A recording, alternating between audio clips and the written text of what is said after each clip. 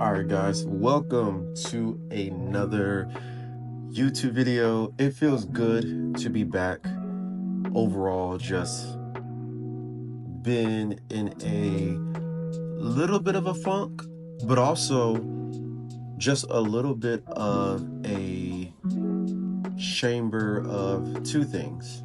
One, honestly just getting a chance to touch grass, being able to live outside of social media, live outside of like posting, worrying about content, honestly just hasn't been at the forefront of my brain. I've really been paying more attention to just living a life with the people that are close to me, and then also making sure that I am able to experiment and really figure myself out as an athlete and get back to being an athlete in a lot of aspects. And one of the things that I realized after nationals is simply I need to be more of an athlete. I need to stop thinking as much or worrying about things that honestly do not matter. And I need to get back to the fundamentals of really raising my ceiling. I truly need to work on raising my ceiling as an athlete, because I keep getting to the point where I squat 700 pounds and I go back down. And I squat 700 pounds, I go back down. Squat 700 pounds, I go back down. I need to finally get to the point where when I squat 700 pounds easily, I actually capitalize on that and progress it to 716, 720 something, 730, and actually allow my deadlift to tag along for the ride as my squat ascends, right? And then the same thing with bench. I have been able to bench in the 470s, 480s. Congratulations. 210. I mean, and that was just so strong, Beautiful. so confident and powerful and consistent on that power. Beautiful lift. For a minute. And bench has always been like a very natural lift for me that I was always naturally good at, all the way into the point of 450. Once I started, like, I touched 450, I believe, back in 2019. And once I hit that number, it has been a struggle for me ever since finally hitting it, right? So those are some things that I just want to fix. And I have thankfully found a solution after a lot of experimentation over these weeks. I have some changes that I've made to my squat. I have some changes that I have made to my bench. I have some changes. I'm just kidding. I don't have any changes to my deadlift. My deadlift is fine. My deadlift is perfect. Honestly, I just need to make sure that I don't lose momentum as I bring up the other two. But yeah, I'm excited. I'm excited that we can get back to a point of really allowing myself to grow. And that just means simply doing more. Like, and that's what I'm gonna do in this video. So just to let y'all know what this video is about, I am giving you guys just a life update, updating you guys on the World Games, updating you guys on the takeaways that I found when changing my squat, my bench, and some of the things that I'm going to be doing, and a lot of things you're going to be seeing come up in future videos. And then also I'm going to be doing my own recap of Worlds at the end of the video once we get over this voiceover part. So anyways, back to the topic at hand. I need to fix my bar lean in my squat. So not in the sense of I've been getting aches and pains from it, but honestly, with the way that the bar leans, once I get to 700 pounds, objectively 700 pounds just is a lot of weight on my hips, right? And with that imbalance, that my body is strong and pain-free once I get to 700 pounds, it's just that overall that's just a lot for my body to continuously try to hit. Like 700 plus pounds in that weird way is just a lot. And honestly, I could have been fixed this if I had more knowledge back in the day, but with my limited amount of knowledge, and also the first time that I tried to fix it, I ended up getting hurt. I definitely pushed it to the side, and it hasn't really been an issue all the way up until I got to 700 pounds. That's when it actually became an issue, and I didn't realize that this was the issue until the, fourth or fifth time that I've gotten up to this point, and then my squats tank. So what we're going to do is I'm going to fix my external rotation on my left side, because ultimately, way back in the day, I tore really highly strained my teres major, teres minor, just everything in the subscap. And from that point on, it's been really hard for me to actually have strength within my external rotation. So whenever I squat, I have glorious external rotation, and my elbow is able to come in, and I'm actually able to get a good, strong grip on the bar with my right side. But on my left side, I don't really have as strong as a grip, and you'll notice that my elbow twerks back a little bit and is more internally rotated and not externally rotated. And that is why the bar leans. It's not necessarily a shift in my hips or anything like that. It's just due to a lack of external rotation on one side, which makes me shift. Because clearly, the more that I could grip on the right side, the more the bar is going to go that way, and then it's going to lift up to the other side, and then that's when we have the issue. So that's one of the things that I'm fixing there. Another thing that I'm going to fix is I'm actually changing shoes. Now, the shoes won't be there for me until maybe a week from now, a week and a half from now. Hopefully they get here soon, but I won't find my shoes. I won't have my shoes. Find my shoes. What the hell? I won't have my shoes for about another week and a half. So until then, I'll still be using my Vans, still be using my flats. And the reason why I'm switching to the slight heel is because I've noticed that I am a natural quad dominant squatter, and I actually feel really good with my squat when I'm able to load my quads a lot. And a high heel is too much for me. It stretches the hamstring way too much, and it's too much pressure to where I don't have any real stability, which is why I like flats so much.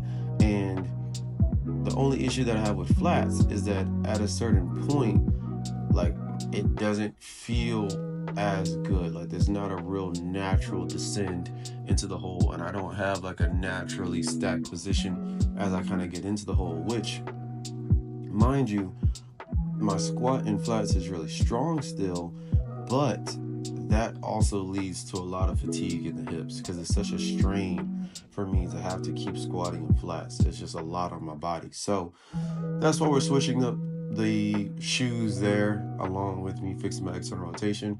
And with those two changes to my squat, I really believe that will help me really pop off the 320 to 322 plateau that I have right now in squats, and hopefully raise it to 330, 332 and a half, something like that. If things go really well and I actually feel like I can get the most out of my genetic potential, who knows what can happen. All I care about now is just good old consistent momentum swinging training. That's all I want. That's all I care about. If I could have that, honestly, that would be the best thing in the world. For bench, I'm finally understanding how to have a wider grip on bench. I've always been a close grip bencher. Y'all know this. Always pinky in the ring. But I am now finally putting my ring finger on the ring, and I am using, shout out to Rondell, I'm using Rondell's method of getting into position because we have similar leverages, and too much of an arch messes me up, and that's what I tried last time when I was widening my grip. I was using all the techniques to have a good arch, but honestly, I don't need to do that. I just need to have the good technique of knowing where the bar needs to be in my palm. I need to have good extension at the wrist. I need to make sure that I have my feet in a solid position so that way I can really push through the floor, and I need to make sure that I'm actually wedging against the bar, letting that help me unrack, and then just getting as much extension as I naturally can, and then just operating from there and just being stacked on the barbell. And that has been feeling really, really strong lately and really comfortable. And I feel as if bench doesn't even tax me like that. I'm able to push my accessories more. My arms are fine. Like, I feel like I can do a lot more with this bench. So excited to keep it going. And a big thing for me, a real big thing for me was whenever I get to 400 pounds with the wider grip, typically what happens is I feel weak at the chest and I overall feel bad. But touching 400 pounds the other day, I actually felt strong and I didn't feel weak and I didn't feel like shaky or unstable. So we're definitely in a good position, definitely headed in the right direction, and that should hopefully allow me to get to the 230 or the, 230 would be amazing, honestly. That's really all I want, all I need. I would love more. I'm always welcoming more, but 230 would be just fine. For me. Just fine. Now, one of the things as to why I'm experimenting and why I'm doing all of this versus, hey, Peach, like, wouldn't you need to prepare for World Games? How are you able to experiment? Well, I'm not doing that shit. I'm not doing World Games because there's just a lot of background political mess that honestly messed up the whole experience for me. I really prayed on it, and I was trying to make sure that I'm making the right decision. I really wanted to wait until the very last moment to make that decision. But honestly, as I really talked with friends and really discussed things, more and more things started popping up that showed me signs of, hey, this isn't for you. Like, this is not your moment to go over to China and do this World Games thing. And that's okay. There's other opportunities and there's other things that God has planned for me, and I'm going to walk fully into that. Because honestly, this season of figuring things out and raising my ceiling versus just repeating the same numbers and just showing up to these competitions is a blessing. Especially with competition that's coming up this next year, I need to make sure that I'm the strongest version of me that I've ever been, and I need to actually tap into that untapped potential. Because think about it, like, the first time I squatted 700 pounds was back in 2021. It's 2025, about to be 2026. The first time that I benched 485 or 474 or European units would be 215 or 220. First time I benched that was still back in 2022. So it's been 4 years of me not having hit my 215 and 220 bench. So clearly, if I was able to bench that back then, and I feel like I'm stronger now, then once I'm able to get momentum swinging, I should be able to blow those numbers out the water. Because genetically, I clearly have the potential to do that and more. It's just about actually tapping into it. So that's what I'm going to be focused on. Really building up my body and just trying to be as strong as I humanly can be. I think this is truly going to be great. So no World Games, no pandas, no China. But again, it's for the best. It's honestly for the best. I'm not upset with it. I'm at peace with it. I've already grieved it. I grieved missing out on Worlds more than I'm grieving missing out on World Games. I'll say that. I need to never miss Worlds ever again unless I retire. That is unacceptable. It is unacceptable to be here sitting at home. Yeah, I'm never having that happen again. So yeah, those are the things that I am changing on squat. Those are the things that I'm changing on bench press. And yes, I am no longer doing World Games. Yeah. Also, some things that have been popping off in the background. I have a pina colada flavor pre-workout coming out with 110%. Shout out to Kevin Papa for that opportunity. And if you follow me on IG, I'm sure you've already seen the post. You can look forward to the actual product being out late July, early August. As the launch comes up, you'll be seeing more and more of me talk about it. So very, really thankful for this opportunity. That's going to be such a blessing. And I am officially, I actually talk about it later, so I'll tell y'all that. But that is all the news and life update that I have for y'all. And I will give my recap of Worlds coming up now. All right. Oh man, it's been a while. It's been a good while. So by now, you should be caught up on just some of the things that I'm doing and caught up on the fact that I'm not doing World Games and the reason why, and just kind of like some of the things that I'm going to be changing when it comes to like my squat, my bench, the things that desperately need to just get fucking better. I'm not gonna lie, man, for the past 4 years,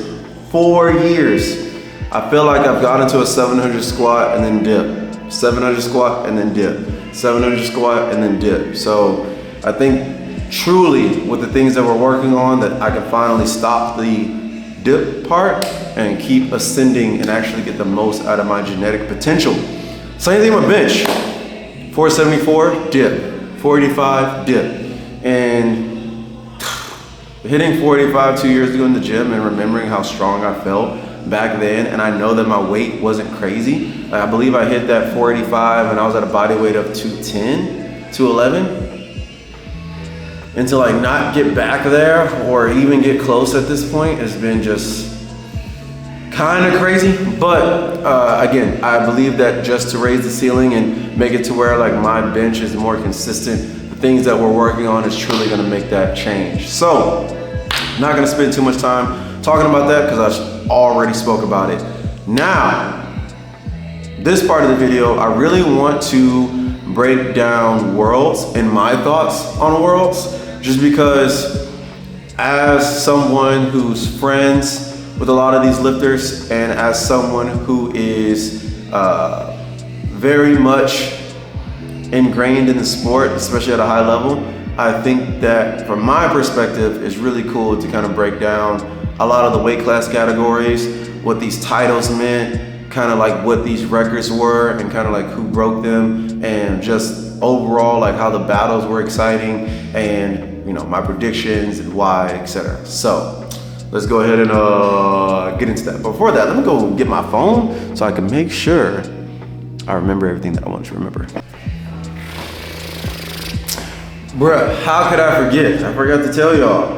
So in other news, I don't know if you recognize the big W on the chest, but I am a worker athlete now. So I'm really appreciative to Sean and Dion. Shout out to them. I'm really happy to be a part of the season 5 launch. Stagnation is death.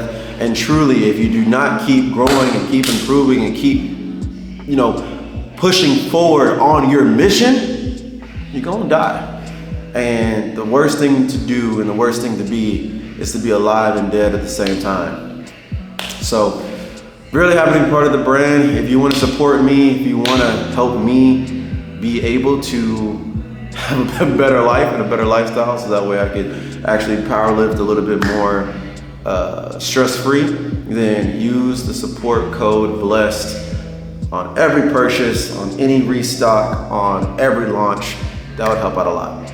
So, all right, now back to my breakdown of Worlds. So, this Worlds, to me, the women killed it. Like, the women balled out. That shit was amazing. So, from the 47 kg class, like you have Heather Connor versus Tiffany Chapon.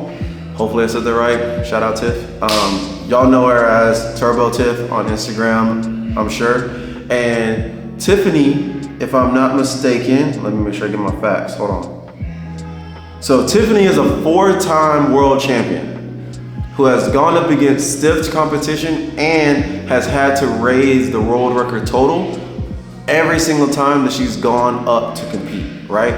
And that's huge because she won most of her open world championships as a junior, with her first one beating Heather Connor when Heather Connor was in her prime, right? So to see the resurgence of Heather Connor again, coming back, setting another open world record total in order to beat Tiffany is massive, massive, with a huge PR on a world record deadlift with that 212.5 kg in order to, one, come back from not being on top for the past 4 years to reclaim her throne and pulling for the last on the last deadlift to secure it. Huge battle, because you have, not only are they pushing each other to win, but they're also pushing what a 47 kg is capable of with the total record actually raising, right? Then we have the 52 kg, and this is the first time that Evie actually had to take a third deadlift. And it's all because of Megan Lee Smith from New Zealand, I want to say. Yes, from New Zealand, which is huge, especially since Evie and Megan Lee Smith are both from New Zealand. Like, the fact that Evie had to actually come out for her third deadlift, she pulled it with ease. So some will say that it's not close, but keep in mind that for the past 2 worlds, at least for sure, Evie has not had to come out for her third deadlift. She'll usually come out, shake judges' hands, wait for Sheffield in order for her to raise it, so that way she can cash in and get money from it. Not this time. She actually had to go out for that third, which is kind of crazy that there's 2 52 kg women that are able to total in the 480 kilo range. That's huge. They are getting closer and closer to that 10 times body weight total as a 52 kg woman, which is crazy, crazy, crazy, crazy. It's only a matter of time before we start seeing some ridiculous totals. Well, I mean, we're already seeing ridiculous totals, but it's gonna be even crazier once Evie and Megan Lee Smith are really pushing each other, start getting to the 490s, the 500s. It's gonna be insane. Then we have the 57 kg, which was really interesting to me because you have Joy Namani, you have Serenaldi, you have Natalie coming back, and then you have, I know I am forgetting someone, and that, all right. Of course I already had this stuff pulled up, right?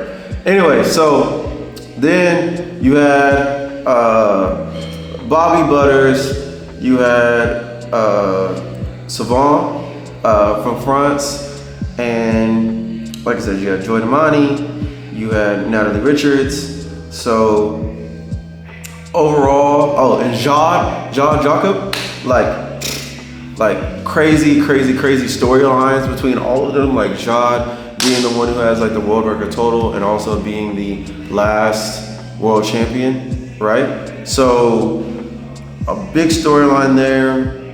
Serenati honestly kind of had the meat wrapped up, but because she missed her last deadlift, it allowed Joy Namani to actually load up a pretty crazy deadlift, which honestly she almost had. And if she would have pulled off that upset, that would have been huge for her to come back and regain her resurgence, as she is also a former world champion. So crazy. Hats off to all these ladies just for keeping worlds like super entertaining. Then going into the 63s, honestly, that was insane because going in, Meg Scanlon, love Meg, shout out to Meg. She was a huge, heavy favorite. And then you had the fan favorite, Alba from Sweden, who was coming off of being like the strongest junior. She gave a fight in the Open last year, and for her to come in and actually win and become that world champion, huge. Like being able to even push Alba to have to pull her third deadlift, and then Chiara actually being able to somewhat get the weight off the floor and kind of give us like oh snap moment was huge. Not the best day for Meg. She's done like a lot of competitions, honestly, and I think just like that amount of competitions just catches up to you just in general, because not every competition is gonna go your way, and the more meets you do, the odds of a meet not going your way strike up. So It just wasn't her day, but she'll come back stronger. I know she will, because she is a 2-time world champion. So, you know. Let me see. And then going into the 69 kg. All right, I'll be honest. This is the only one that wasn't that interesting. Although it was interesting to see Chandler Bad come back and get third from the open session or the earlier flight session, just because she posted that 570 kg total, and it was cool to see her come back onto the world stage. But Agata it's Agata. Like, you know, Corolla Girl is still strong, but when it's Agata, it's just, it is what it is. It is what it is. And shout out to Celine making her first Worlds debut. It was not her best day, but she still put on, still got fourth. So that's amazing. And on top of an American being in the top 5, also have a teammate for craftsmanship, Annie. She was able to get top 5, so that was really cool to be able to see these performances. So not really a tight battle, but it was also honestly pretty cool. And now the 76s, that was hype. When I tell you, coming down to the last deadlift, ooh, like between Carlina, Cranen, and then the French lifter, Laura, that was a tight race. Carlina's second attempt deadlift did not move the best visually. And I was like, man, she might have like 5, 7.5 at the most.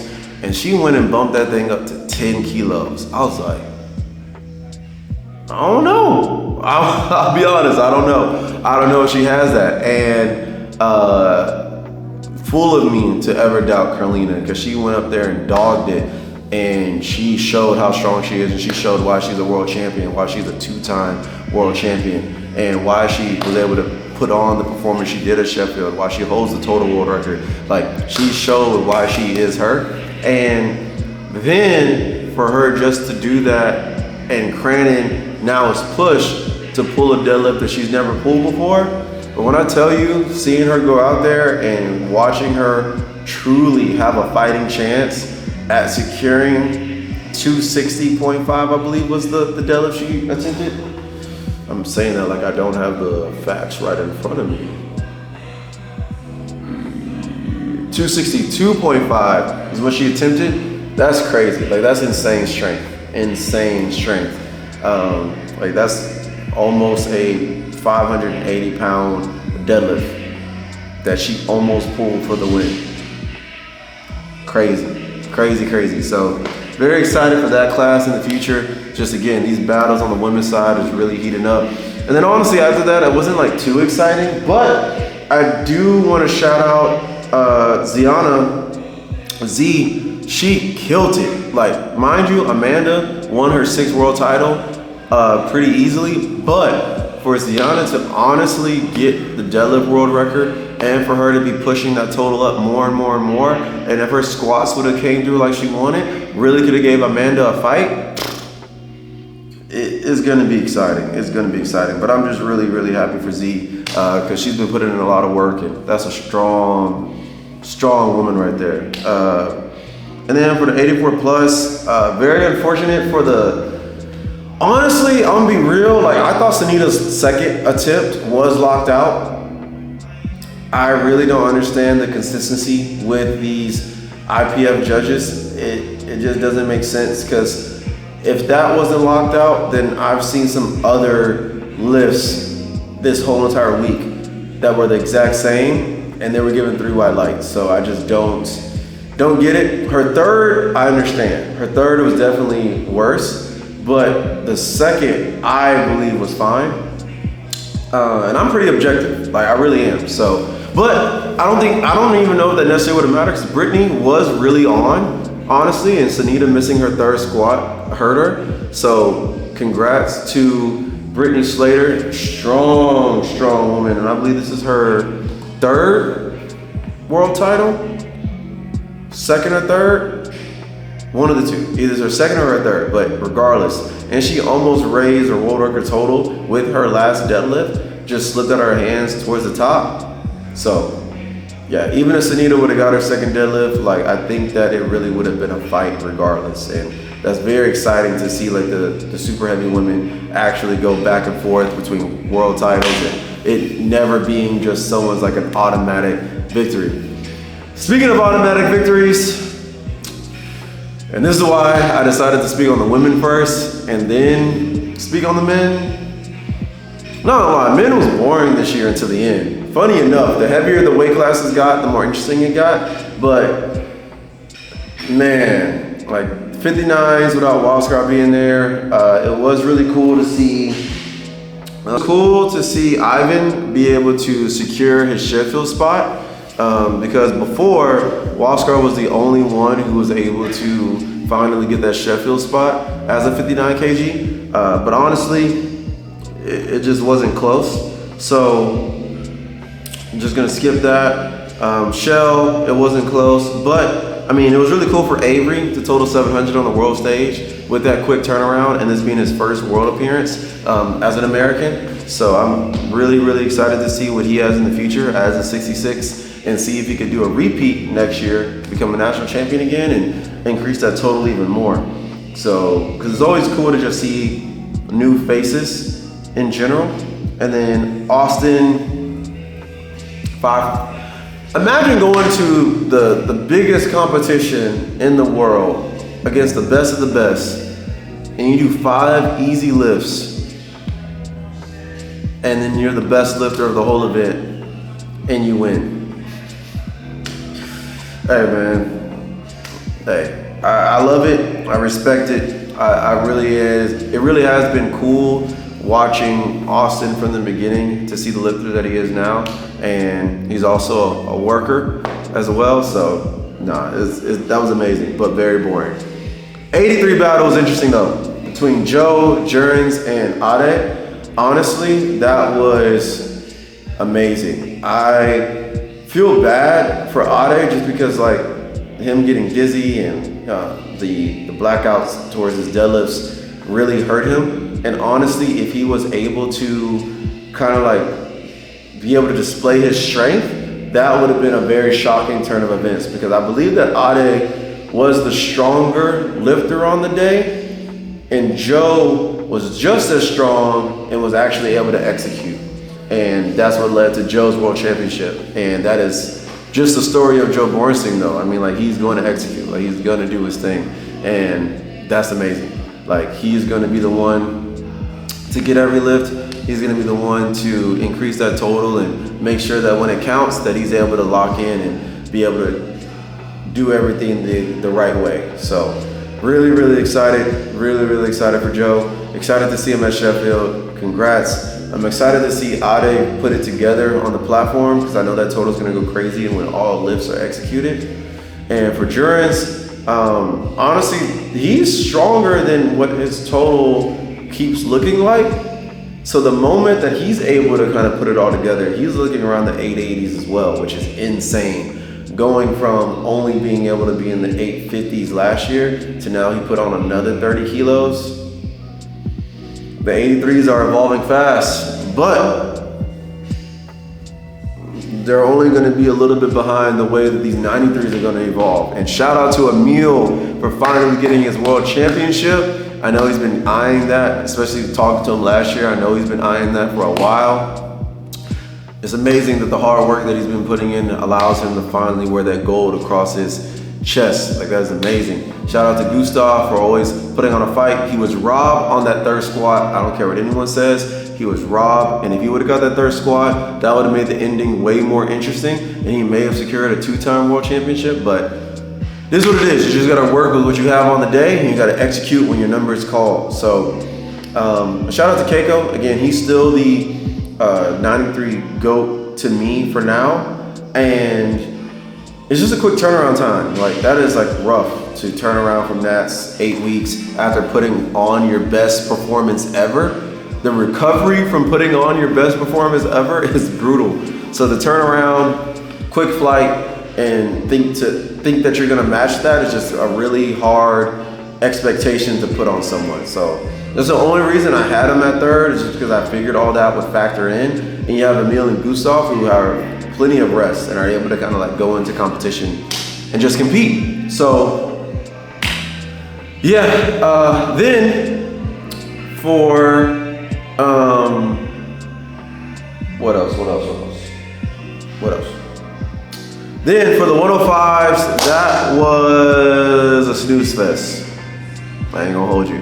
It was good that Keenan was able to get his Sheffield invite and got second, which is a crazy turn of events from him thinking that he missed out on Worlds to Wasker getting hurt to now he's able to accomplish all the things that he said he would. Honeymoon in Europe, and then take his wife to the UK and Britain, so that way they experienced that as a vacation along with Sheffield. Like all that came true.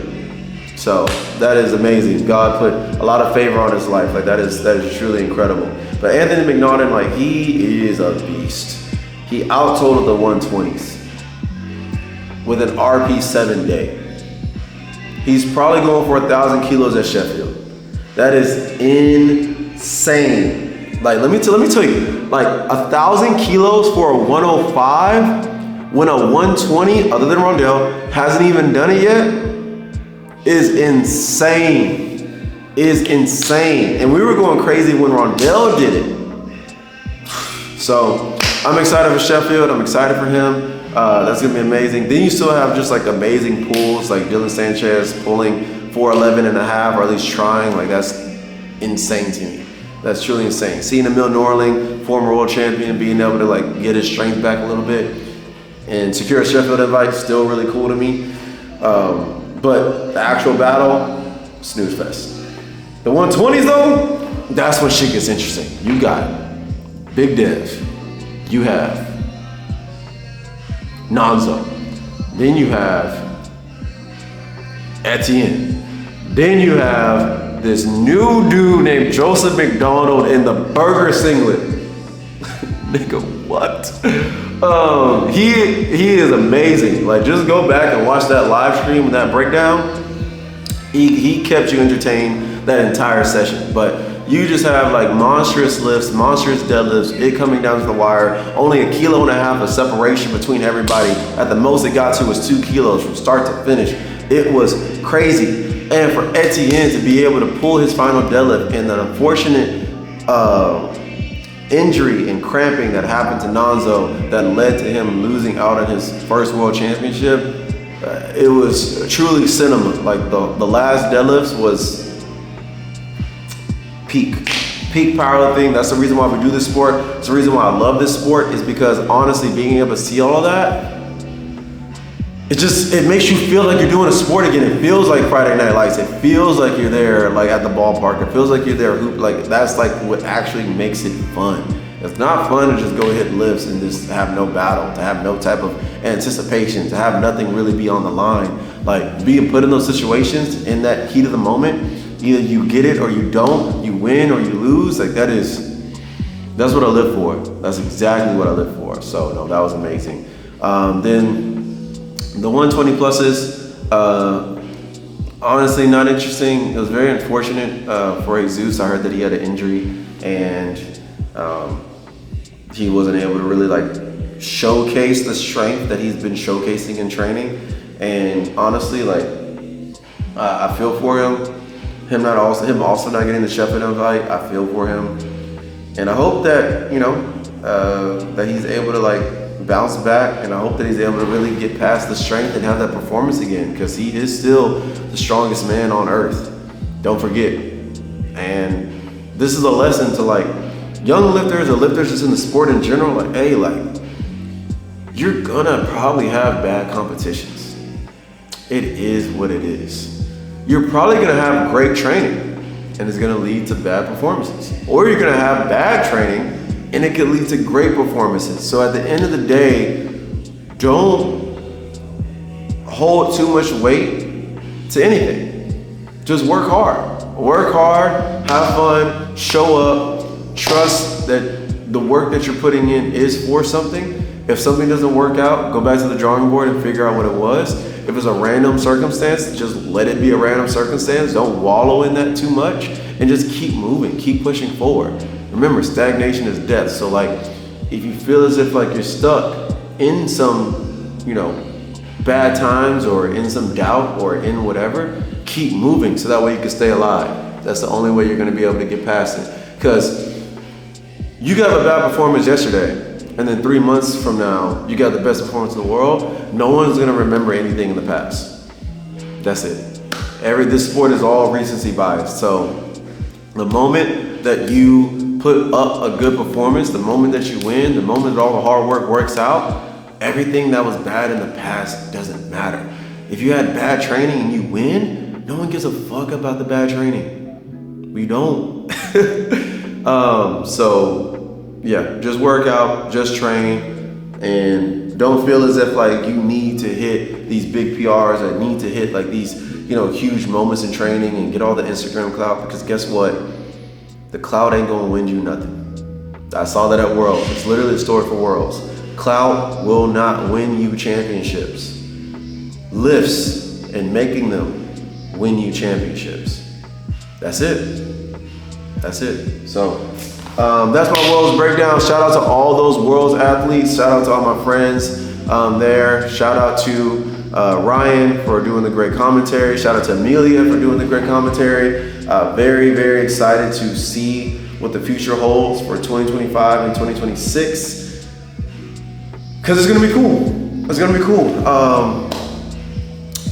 I'm excited. I need to be a part of what powerlifting is becoming. I don't care who comes. I don't care what's happening. I don't care where the standard is going, because I need to be the one dictating that, at least for the 93s. But can't do a whole lot of talking. I just gotta work. That's it. Just work. That's the only thing that actually makes noise. Words, they fall on dead ears. So that's gonna be it. Thank you guys for watching. Thank you guys for being a part of this YouTube video. I know this was a longer one, but I just had to give like updates and kind of like really give my thoughts and get my thoughts out. And yeah, I'm excited. I'm excited. So with that being said, remember, this is real life. This is real life right here. And we're gonna live. This is real life right here, and we're gonna live more of it. Peace.